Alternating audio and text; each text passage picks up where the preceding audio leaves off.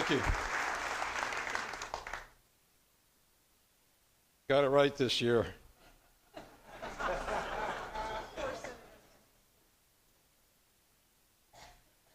Lieutenant Governor Hall Long, Mr. President Pro Tem, Mr. Speaker, members of the 149th General Assembly, members of the Cabinet, distinguished members of the judiciary, invited guests, and my fellow Delawareans. Mr. Speaker, thank you for inviting me into your chamber today. A point of personal privilege before I begin. I'd like to recognize and welcome my beloved mother, Ann Carney, who's here.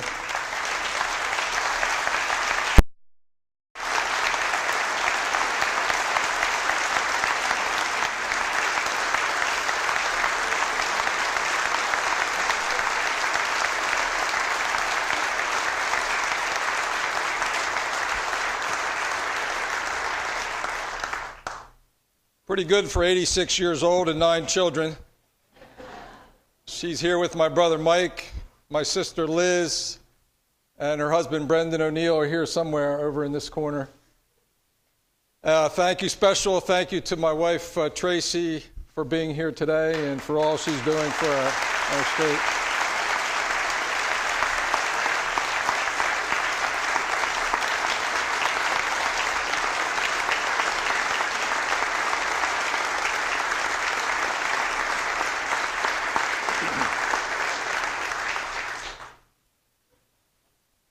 I'd also like to recognize our retiring legislators, Senator Brian Bushweller and Senator Margaret Rose Henry.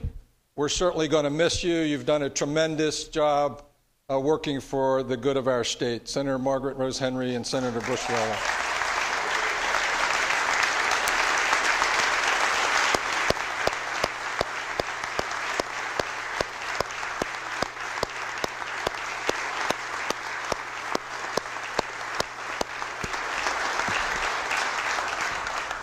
Senator Henry's right here. Senator Bushweller is over there by the wall. I don't know if some people didn't see him. Thank you for your great service. A year ago, I stood on the steps outside this building and promised that working hard and working together, we would begin to meet the challenges facing our state, and that by making tough decisions, we would put our state on a more sustainable path in the new economy. And despite the inauspicious freezing rain on that day a year ago, I felt hopeful. I knew that if we worked hard and worked together, we could make our state stronger and better prepared for the future. And we have. When we left here last, we had worked through disagreements in balancing a $400 million budget shortfall. I said then, and I believe today, that more work needs to be done to ensure our long-term financial sustainability. But we should not lose focus on the progress we've made by working together. We partnered with the private sector to drive job creation. We directed new resources to support small business. We passed responsible changes to the Coastal Zone Act, clearing the way for new development and the cleanup of abandoned industrial sites. We created opportunity grants to provide new resources and support for low-income students, English language learners, and students afflicted with trauma. We strengthened protections for Delawareans affected by computer breaches, enacting the first major changes to our cybersecurity laws in more than a decade. We made historic investments in the Department of Correction and gave our officers a pay raise. We strengthened oversight of opioid prescriptions, expanded access to substance abuse treatment, and better coordinated our efforts to help those battling addiction. And very soon, under the leadership of our Lieutenant Governor, we will recommend more reforms to help control this terrible epidemic.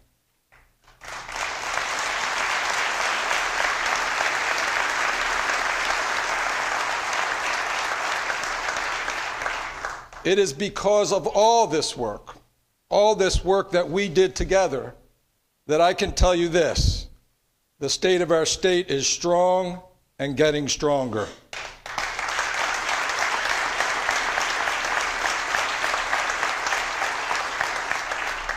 In 2018, these are our priorities: a stronger economy, better schools for all Delaware children, safer communities, a healthy Delaware, a strong and stable state workforce. I'm here today asking you to join me in making these goals a reality. We all know that the key to lifting up our state is making sure every Delawarean has a good job. That's why we work with all of you to create a public-private partnership to attract businesses to our state and to keep them growing here as well. It's why, led by Representative Osinski and others, we passed changes to the Coastal Zone Act that will bring new manufacturing jobs and clean up old industrial sites along the Delaware River. It's why we created a new division focused on the needs of entrepreneurs and small businesses, because we know that these are two of the biggest engines of job creation in our state. It's why we're working with members of the General Assembly to increase access to venture capital for Delaware startups and to help entrepreneurs grow their businesses by pursuing the Angel Investment Tax Credit. And I hope to see this bill on my desk in the coming weeks. It's why we partnered with the University of Delaware and the Dow-DuPont Company to create the Delaware Innovation Space at the Experimental Station. It's already home to more than 160 high-paying jobs and 9 different companies working to cure diseases, create new materials, and improve our overall quality of life. Companies like Prelude Therapeutics and Adhesis are at work in state-of-the-art labs, paving the way to create the next Insight or W.L. Gore. And it's also why we'll be creating a new deer management program to protect Delaware's farm from crop damage. Agriculture is part of Delaware's heritage. It's our #1 industry, and it's a way of life. The best way to protect and preserve family farms is to help make them more profitable. At the same time, our innovation economy is taking off. In Newark, Chemours will partner with the University of Delaware to build a $150 million state-of-the-art research facility, an innovation center at the Star campus. Just down the road, FMC Corporation has taken over Stein Haskell Research Center and will continue to drive research and innovation at that site. And with Dow-DuPont's specialty products and agricultural units headquartered here in Delaware, our long history of scientific discovery promises to remain an important part of our future as well. None of this would have been possible without government working together with the private sector, and I want to thank everyone in this chamber and beyond who are helping make this happen.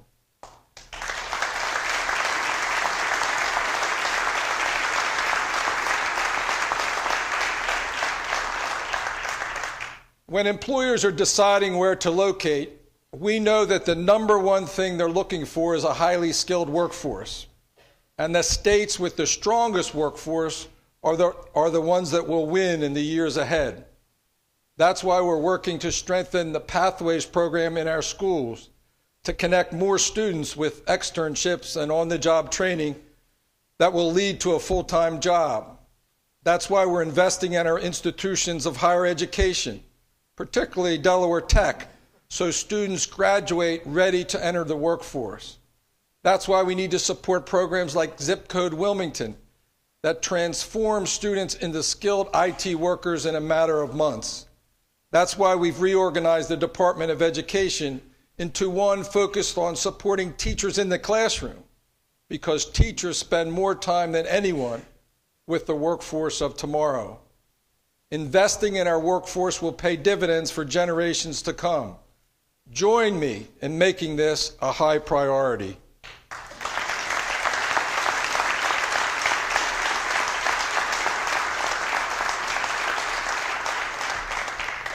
Businesses are also looking for a good quality of life and fun things to do for their employees. Delaware has a lot to offer, and it's our job to support and promote the things that make Delaware such a great place to live in. This fall, I kayaked through the bald cypress trees on Trap Pond and toured the Fort Miles Artillery Park at Cape Henlopen. I took an eco tour on the Lewis-Rehoboth Canal and went to Bombay Hook to watch the bald eagles. I biked the Mike Castle Trail, walked along the Brandywine, and did CrossFit on the riverfront. I saw a country music concert at the State Fair, listened to Love Seed Mama Jump at the Queen, and heard Blood, Sweat, and Tears at the Grand. Some oldies but goodies.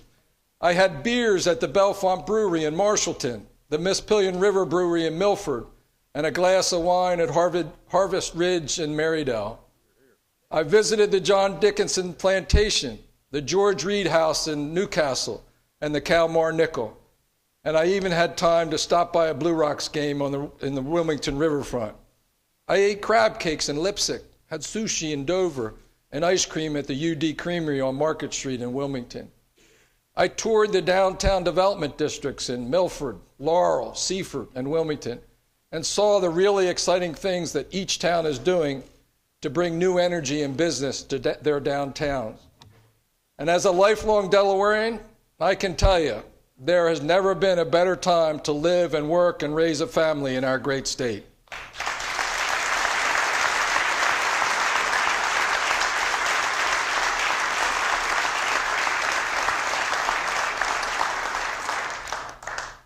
Businesses tell us that what they want a tax and regulatory environment that lets them grow and innovate. This year, I partnered with many of you here in the chamber in hosting 10 small business roundtables in your districts. The complaint about government that we heard over and over again was that regulations are too cumbersome and confusing and not good for business. In particular, we heard concerns about DelDOT's permitting process, and we listened. A few weeks ago, Secretary Cohen announced a package of process improvements to make it easier for employers to do business with the state. We cut project review timelines dramatically so businesses can get busy putting Delawareans to work. There's more we can do, and there's more we will do. I firmly believe that the strength of our state lies in the strength of our largest city. But as everyone here knows, we continue to face significant challenges in Wilmington that pose a threat to its long-term success. I've called Wilmington home for 3 decades. Tracy and I raised our 2 boys there, and I care deeply about its success. But we all have a stake in helping our city succeed. Its success is closely linked to the success of our state. That's why over the past year, Delawareans have seen this administration work with Mayor Pizicki and members of Wilmington City Council to devote unprecedented time and attention to making Wilmington strong again. Our approach has 3 parts: support city families, improve city schools, connect city residents with jobs and job training. To bring a sharper focus on families that are struggling, we reestablished the Family Services Cabinet Council. We've put a greater emphasis on coordination among state agencies that are tasked with serving our most vulnerable citizens. To do this, we're implementing the recommendations of the Centers for Disease Control report, which has intended to reduce violence in the city. We're starting by helping agencies better share data and target resources where they're needed the most. The Department of Health and Social Services launched a unit specifically dedicated to providing support for Wilmington's struggling neighborhoods. We're stationing caseworkers at community centers, at public libraries and probation offices throughout the city.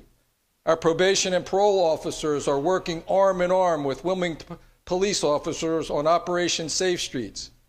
Senior probation officer William Walker was recently grazed by a bullet while helping to keep the streets of Wilmington safe. He is here with us today, along with his wife Angie and daughters Michelle and Taylor. Help me thank him for his great work.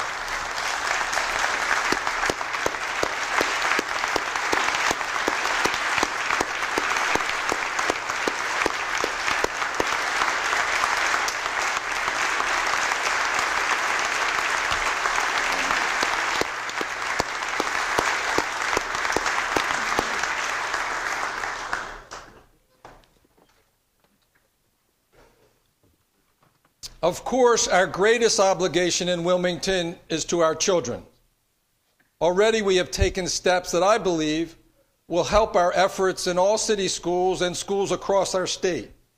We opened the Office of Innovation and Improvement at the Department of Ed to focus state energy on these and other high-need schools.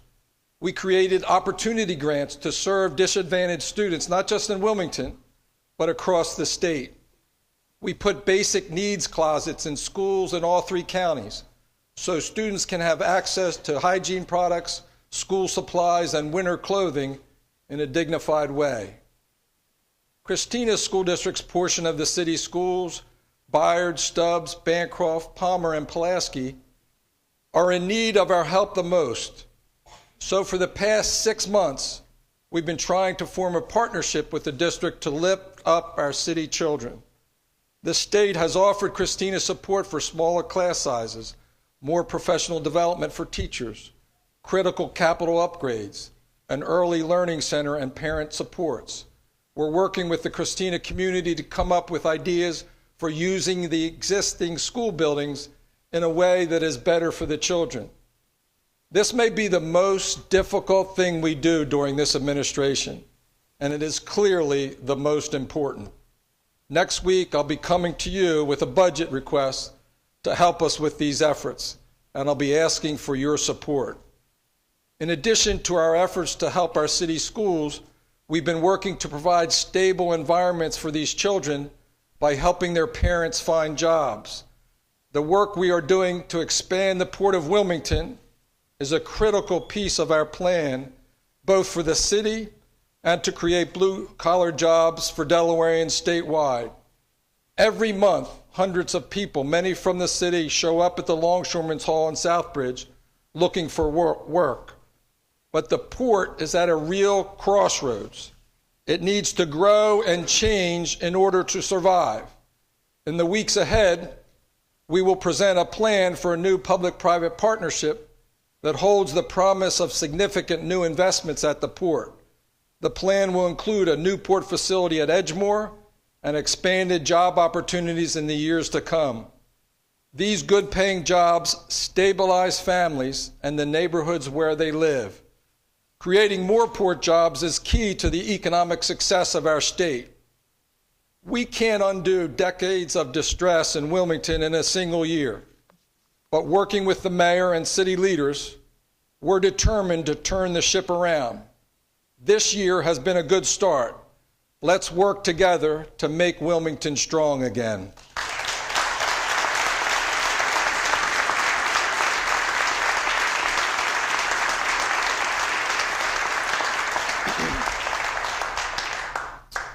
Of course, the best thing we can do to invest in our state's future is to invest in the quality education for every Delaware child. And we know that students are best prepared for success when they reach kindergarten ready to learn. We need to encourage Delaware's early learning centers to invest in their programs and continue to grow. And that's why I will propose additional funding for the STARS program in next year's budget. We will also propose expanding the number of math coaches in middle schools across the state. I saw firsthand the impact of these math coaches at McCullough Middle School in the Colonial School District.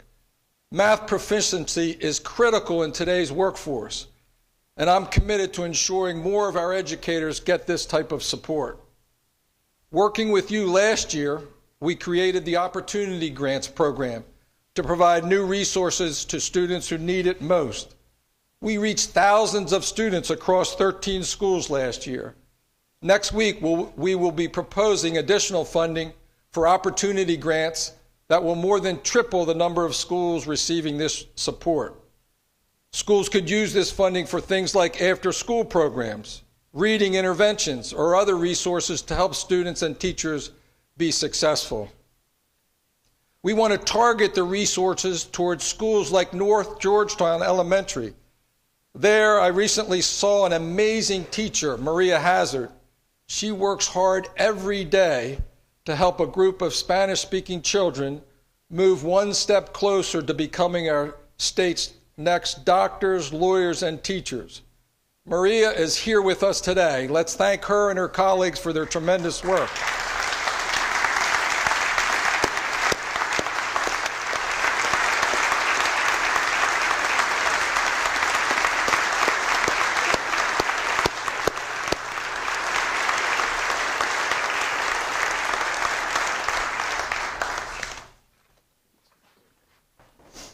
Our budget will target resources where they're needed the most, in the classroom. Teachers go to work every day to help Delaware's children succeed. Our budget will include a plan to hire close to 200 new teachers statewide to match enrollment growth in our schools. Teachers do our state's most important job, working on the front lines to prepare Delaware children for the future. That's why, working with Representative Bentz and Senator Townsend and DSEA, we will create a student loan forgiveness program for educators. This program will help us retain educators in our highest need schools and in the highest demand subject areas. As we seek to help our lowest performing schools, we're studying models of excellence throughout the state, from Frederick Douglass Elementary School in Seaford to Laurel Middle School, to Harlan Elementary School in North Wilmington. We're learning from their success, and we will seek to replicate it in other schools across our state.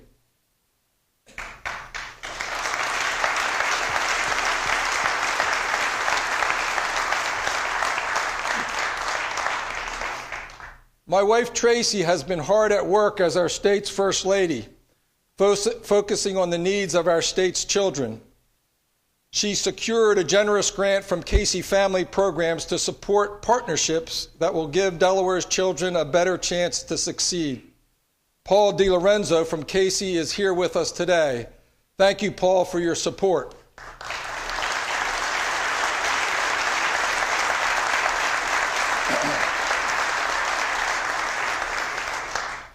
Tracy's goal is to use the Casey Grant as a catalyst to recognize and inspire partnerships to promote early care for at-risk children, end childhood hunger, promote literacy, and recognize and respond to childhood trauma.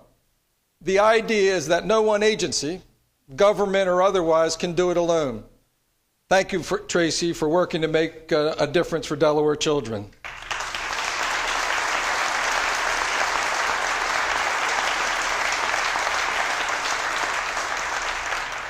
Tracy is also working with the Division of Libraries on a new statewide library card campaign, which we're officially launching today, and on initiatives to use libraries as a way to deliver social services to our communities.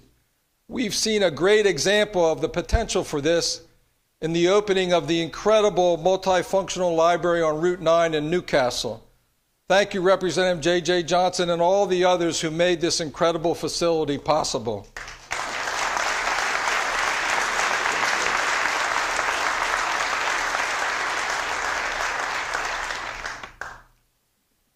We're standing here today facing a much more positive financial picture than this time last year. We closed a $400 million budget shortfall, but we did not go far enough, unfortunately, and as a result, our long-term budget problems continue to linger. It's a simple math problem. Our long-term growth rate for our state spending is 2 times the growth rate of our revenues. We have to find a long-term way to limit our spending growth. And I've imposed this type of discipline on the budget that I'll introduce next week. The Budget Smoothing Task Force is considering several good ideas to bring more fiscal discipline to our spending patterns. For the long term, we need structural spending reform just as we need structural revenue changes. And I want to continue working with all of you, Democrats and Republicans, to do both. And this is important. We cannot build new ongoing spending on top of one-time revenues. It's just not responsible.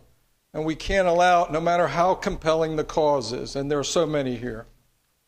Healthcare costs continue to be the biggest driver of the state budget growth, accounting for nearly 30% of our budget today. At our current pace, Delaware's total spending on healthcare will more than double over the next decade. That puts a squeeze on both Delaware families and business owners. These rising costs also make it harder to invest in education, in public safety, and in our workforce. Here's the bottom line. We're spending too much money on health care and not getting the best results. We all need to come to the table, state government and the hospitals most of all, and be part of the solution. The hospitals and other providers in our state have been working hard laying the groundwork for this effort for years. Now it's time to make some hard decisions and change the way we deliver health care in Delaware. Secretary Odom Walker is working with many of you to come up with a plan to do just that.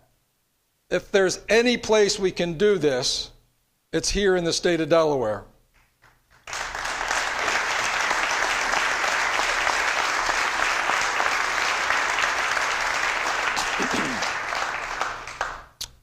Through the work of the Government Efficiency and Accountability Review Board, or GEAR, we're also focused on making government run more cost effectively. Many ideas have come from dedicated state employees themselves. Ideas like changing how we deliver technology to our schools, modernizing how we record and process sentencing orders in our courts, and improving how state agencies utilize banking services and purchasing cards. In the coming months, we will begin implementing many of these recommendations. The state is Delaware's largest employer, and state employees from DENREC park rangers to kids department social workers to state troopers are the public's main point of contact with state government.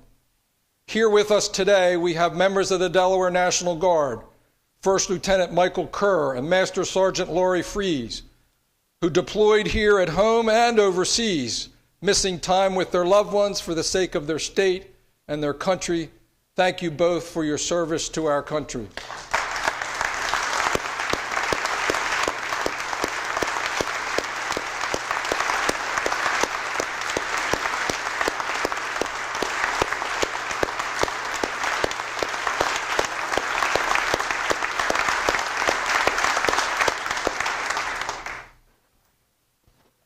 Brigadier General Mike Berry, thank you for your service as well, both as a state trooper and in the Delaware National Guard. Thank you.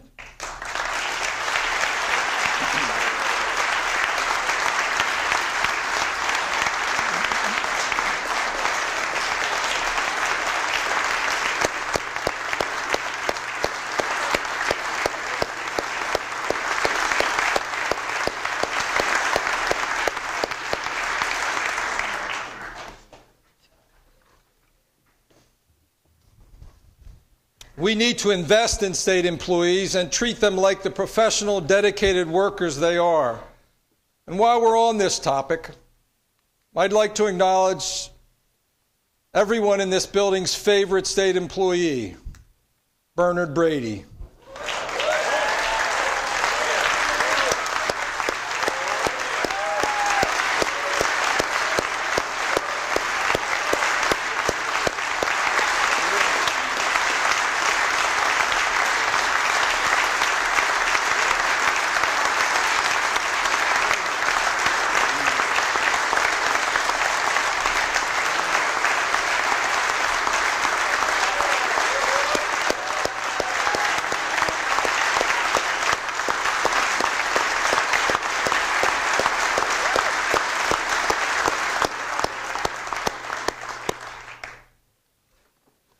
Bernard Brady is simply one of a kind.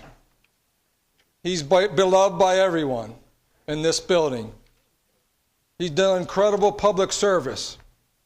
I spent 8 years as lieutenant governor, sitting right above him, if you will, and he kept me straight every single day. I just can't imagine this place without you, Bernard. Good luck and God bless.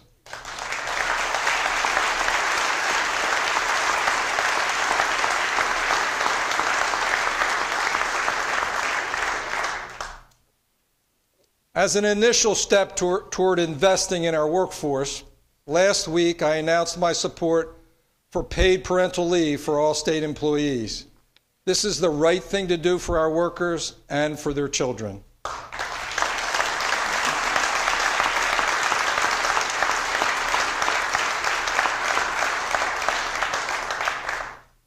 As part of our focus on improving workplace conditions for state employees, I directed Secretary Johnson to analyze our state's current sexual harassment policy and training, and to recommend ways to improve it.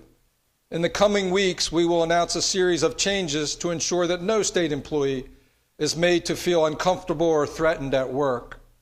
At the same time, we'll be working to improve diversity and inclusion in every state agency, particularly in hiring and promotion practices. Our first step was to hire the state's first chief diversity officer.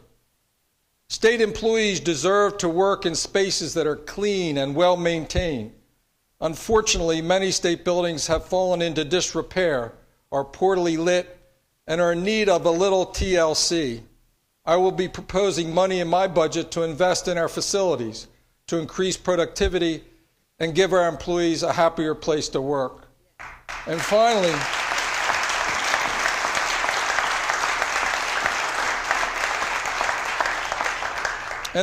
and I'll talk more about this in detail next week, I believe we need to pay our state employees more fairly.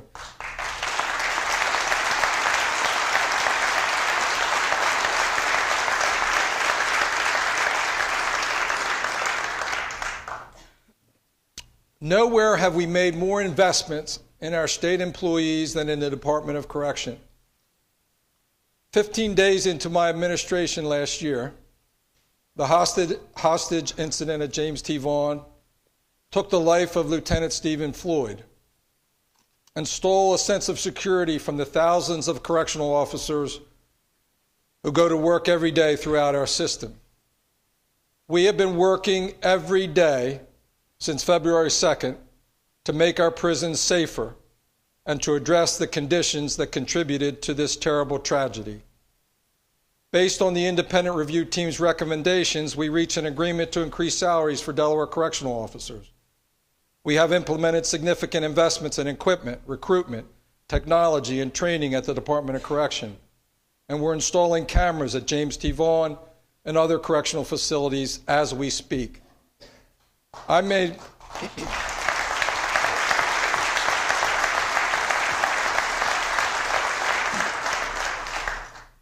a commitment that the independent review report would not collect dust on a shelf. It has not, and it will not.